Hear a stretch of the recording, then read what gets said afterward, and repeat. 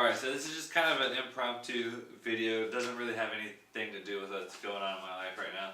But I got this in the mail. And it's from Fort Lauderdale E-Tag Shipping Department. So this should be my new tag, but it feels like it's an actual new license plate where I thought I was just getting a little yellow sticker that goes on there to maintain my register. So that's just, to me, that's interesting that I got an entirely new tag. Wow, look how shiny that is. That's nice because mine was getting kind of dirty. It's funny, we have oranges on our plates and the citrus is dying. Sweet. So I got my new Florida registration. They changed my license plate number, which is bizarre. I don't know why they did this, honestly. But I wanted to share with you guys my luck with vehicles and not getting ticketed. And alright, new plate number, I guess. So anyway, I've gotten pulled over, I think, 5 times for speeding, and I think the minimum speed I was going was like 12 over or 11, and then the maximum speed I was going over was 17. And none of those times did I get a ticket, and it was interesting because the time that I got pulled over going 17 over, I lived in the country, which I think helped a lot, but the sheriff the sheriff was like, "Do you have your proof of insurance?" I was like, yeah, I think so. I'm like digging around, and there was like an expired proof of insurance. Like, I had car insurance, it's just I didn't know where the proof of it was at the moment. So he's like, "Alright, here's what I'll do. I'm just gonna write you a ticket for not having proof of insurance, and if you do have insurance, you take it to the courthouse and it costs like $10. Otherwise it was like $120, I think." So yeah, I went down to the courthouse and paid $10. But this all kind of caught up to me when this was many years ago, early 20s. It's all caught up to me when I thought I was just doing everything right and I wasn't breaking any laws. But I had just bought a new truck and I hadn't got it registered yet, so which is why I'm very diligent about keeping my car registered now. But so I got this truck. It'd been like a week since I got it, and I just slapped my old tag on there, and I was like, you know what, I'll register it when I get around to it. But otherwise, you know, I still got to go places and drive. So me and a friend were going to Blue Springs in Volusia County and Orange City, and there's a cop sitting next to the stop sign. I'm like, alright, whatever. So I go to the stop sign, I stop, and I keep going. And he pulls out behind me and pulls me over. And it was a young rookie. And I was like, what did I do? Like, I didn't do anything wrong. And, you know, he asked for the normal stuff, license, registration, proof of insurance, all this stuff. Well, because I hadn't registered the car, I didn't have insurance for that car. And there's something else. But essentially, like, they were accusing me of stealing that car because I didn't have it registered. And but what was crazy to me is I had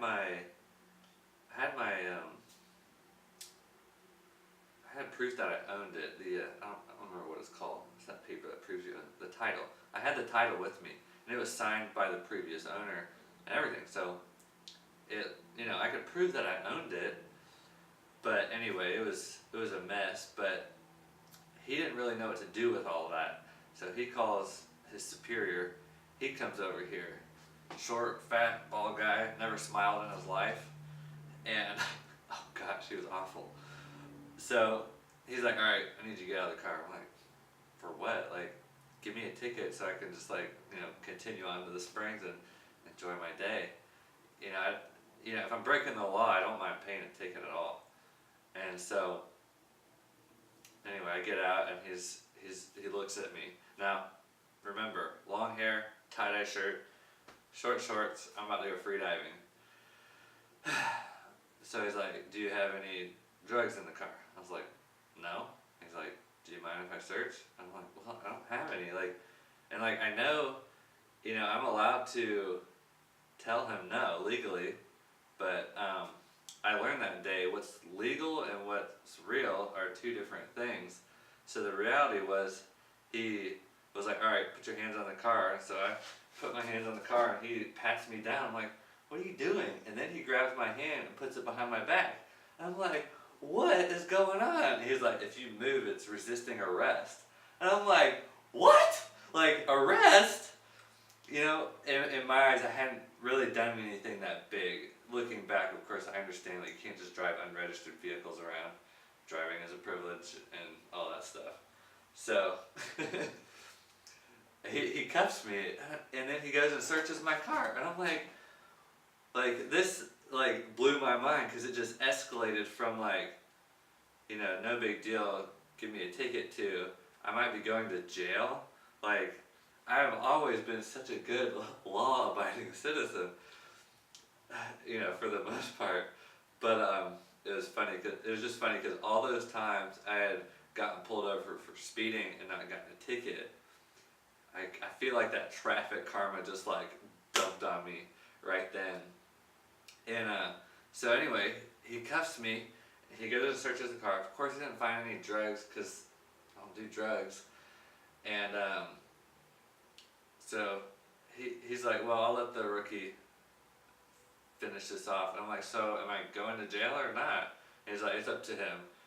I'm like, okay. So he starts to leave, and the rookie's like, do you want your cuffs back? I'm like, yeah, I still got them. But man, getting cuffed is no joke. Like that will make you very antsy around situations like that. And so, if you've been cuffed many times before, I can completely understand why you would run in that case and just get away, because it's it is not fun at all having no power at all, and this person who you're very skeptical about their ethics has all the power. What he did, I don't think he was allowed to do, but he did it anyway. I should have just let him search the car, and I probably would not have gotten cuffed. So from now on, I always let them search, because that's just, I don't want to get cuffed again. I'm not hiding anything, let them search. So anyway, took his cuffs off. I got printed. I got 3 different tickets, and then my truck got impounded. Luckily, we were only a mile away from the spring, and so we grabbed all our gear and we just walked down to the spring. I texted a friend to come pick us up in a couple hours, and so we went and enjoyed the springs, and my other friend came and picked us up. But yeah, it was wild. And that was on a Friday, I think.